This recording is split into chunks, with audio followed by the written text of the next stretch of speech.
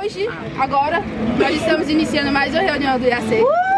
Graças a Deus. E nós estamos muito felizes com a presença de cada pessoa que está aqui. Pode ter certeza que isso aqui, para estar acontecendo, você tem uma contribuição enorme. Você é muito especial e é essencial para que isso aqui aconteça. Vamos lá. Hoje eu vou começar falando de uma coisa que tem mexido muito comigo. Deixa eu só olhar aqui para ver se a pessoa chegou. Não chegou. Mas eu conheço uma história. E essa história eu acho que as meninas da Assembleia que vão saber confirmar isso comigo. Em relação a uma criança que nasceu prematura, nós sabemos que é o Samuel. O nome dele é Samuel. E ele nasceu prematuro, foi com 5 meses, vocês sabem me dizer? Foi com 5 meses. Cara, o tamanho dele era do tamanho da mão do pai dele. Ou seja, a criança era pequenininha. E tipo, os médicos, eles desacreditaram e falaram bem assim, olha, 0 chances dele crescer. Hoje o Samuel, ele já corre. Hoje o Samuel é uma criança linda. Eu queria que ele estivesse aqui para que vocês pudessem contemplar o olho dele. Me perguntem, Marina, por quê? Por quê? Marina, por quê? Porque o olho dele é azulzinho. A coisa mais linda. E aí eu conversando ontem com o pai dele na igreja, eu falei assim, tio, você sabe por que o olho do Samuel é tão azul? Porque Deus todos os dias quer relembrar da imensidade que Ele vai fazer através da vida do Samuel. Assim como as ondas do mar, assim como o céu grandioso que nós contemplamos. E cara, você pode não ter o olho azul, eu não tenho também. Mas isso não muda o fato que Deus vai fazer algo grande na sua vida.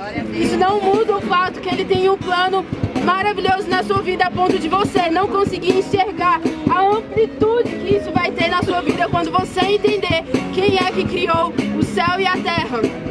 Cara, então hoje, não mece esforço, não deixe de dar passos em relação a Deus. Porque hoje Ele quer fazer uma coisa diferente na sua vida, mas Ele não vai chegar e falar bem assim, me dá a mão. Ele não vai chegar assim, tipo, venha! Deus não vai fazer isso, obrigado. Ele não vai fazer isso. Ele simplesmente está aqui.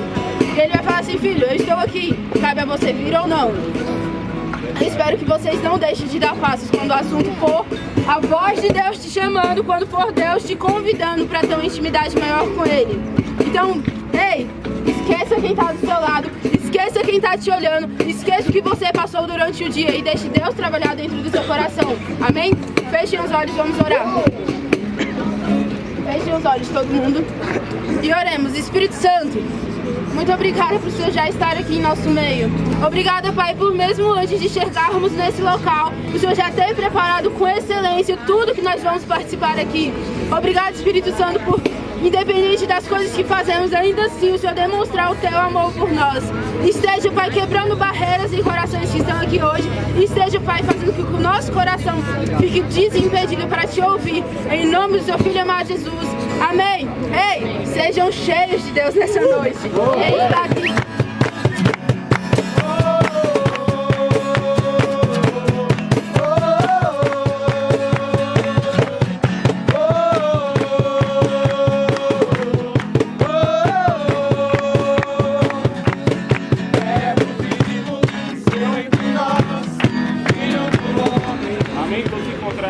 Amém.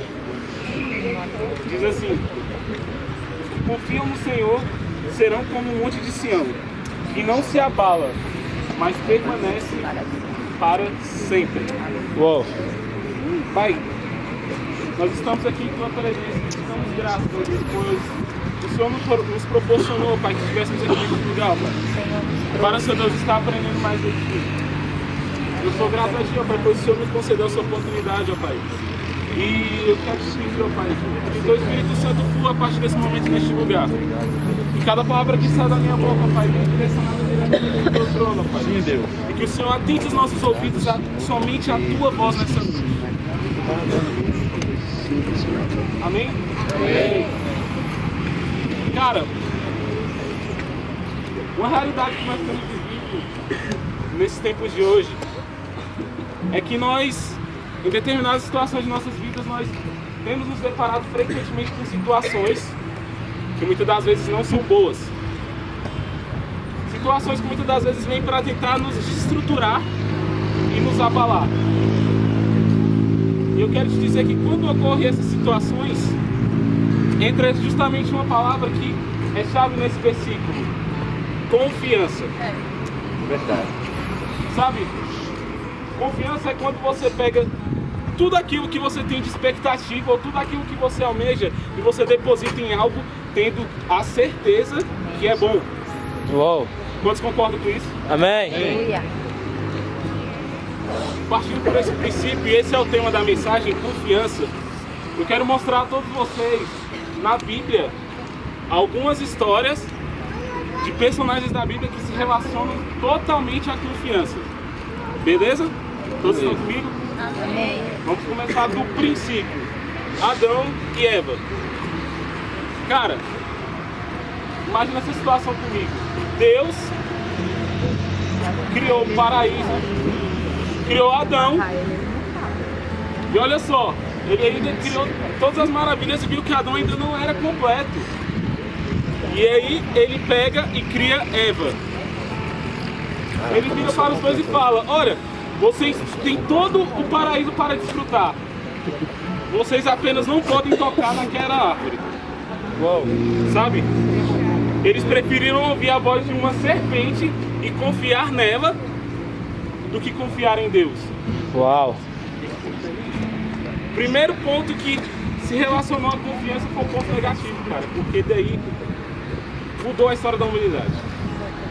O pecado de Adão e Eva mudou tudo. Mas, trazendo outro exemplo de outro personagem que esse sim, cara, esse confiou em Deus de uma forma intensa, velho. Noé.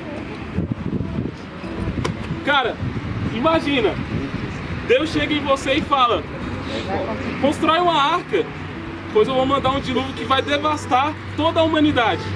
Meu Deus. E não foi rápido não, velho. Demorou, ó. Tempo que Noé construía a arca e pessoas zombavam de Noé. Pessoas tajavam Noé como se fosse um louco. Falava: cara, o que tu tá construindo essa arca, velho? O que tu ouviu uma voz qualquer que tá construindo essa arca? Mas eu quero te falar que Deus confiou. Noé confiou tanto em Deus que ele não ligou para as pessoas que zombaram ele anos e anos. Ele apenas cumpriu a vontade de Deus. E aconteceu o que aconteceu. Veio o dilúvio. E a partir daí as gerações seguintes, que foram as gerações de Noé, continuaram uma nova etapa para a humanidade. Uau. Amém? Vocês estão entendendo? Amém. No final a gente vai compreender certinho porque eu estou trazendo um pouco isso. Cara, antigamente não havia luz, existia apenas trevas. E a Bíblia vem falar para nós que as trevas, elas simbolizam a noite. Cristo veio até nós e nos trouxe dia, ele nos trouxe a luz. Mas entenda que ele nos trouxe a luz, mas as trevas, elas não foram retiradas. Uou. Não foram retiradas de forma alguma. E eu quero te falar o porquê disso. Sabe? Seria muito fácil se nesse mundo nós não tivéssemos tribulações, se nós não tivéssemos nenhum tipo de aflição, se fosse tudo muito bom, sabe? Então assim, a noite, ela foi feita para que nós descansemos. Eu quero que você me entenda aqui. Quando eu falo que nós descansemos, é em meio às nossas adversidades, cara. É em meio às situações que são lançadas nas nossas vidas, como eu falei no início, que tentam nos abalar. Quer um exemplo claro disso? Jesus, está escrito lá em Marcos 4, que ele vira para os seus discípulos e falam: ei, passemos para o outro lado do rio. Todos entram em um barco. Já estava de noite. E a partir no decorrer da caminhada que eles estão indo para o outro lado do rio, vem uma forte tempestade sobre eles. Sabe, os discípulos tentando de toda forma dar um jeito de controlar o barco e falando, cara, a gente vai morrer, velho. A gente vai morrer, não tem mais solução. A gente está no meio de uma maré e tem uma tempestade muito forte. Até quando eles vão até quem?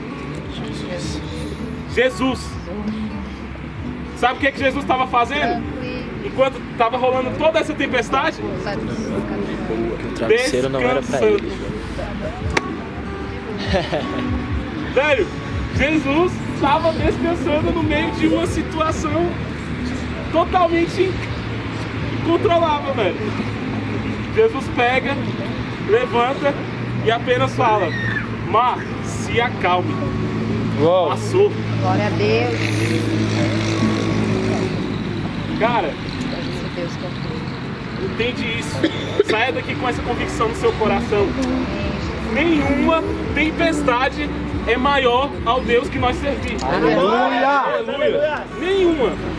Velho, pode parecer uma situação que você olha para a direita, olha para a esquerda e fala: Deus, eu não tenho saída. Sabe o que ele vai te responder? Eu sou contigo. Uou! Sabe, nós servimos um Deus que a própria palavra dele nos diz que ele é o Deus do impossível. Aleluia! Nada se compara, nada. E deixa eu te falar, eu relaciono muito o que a gente acaba vacilando, a passagem também onde Jesus está andando sobre as águas. Sabe por quê? Ele vira para Pedro e fala: Pedro, vem. E Pedro fica receoso, ele fala: Senhor, mas como? Eu acho que eu também no lugar de Pedro eu falaria: mas como vai? É água, velho, eu vou afundar nisso aí, bicho. Jesus fala: vem. Pedro vai e começa a andar sobre as águas. Só que no meio do caminho, Pedro quase afunda. Sabe por quê? Pedro ainda estava inseguro que Jesus iria realmente fazer ele andar sobre as águas. Nas nossas vidas nós somos assim também. Muitas das vezes aparecem as situações que nós estamos lá: Deus, nós confiamos plenamente em Ti. Ô Pai, eu confio que o Senhor tem o melhor para mim. Só que aí, a gente quer tudo no nosso tempo. Uau! Se Deus ele não atende a sua oração em um mês, pronto. Deus me abandonou. Desse jeito. Não é assim, gente. Sabe, o tempo de Deus ele é perfeito para nós. E quando eu falo isso, eu sou bem claro. É o tempo de Deus.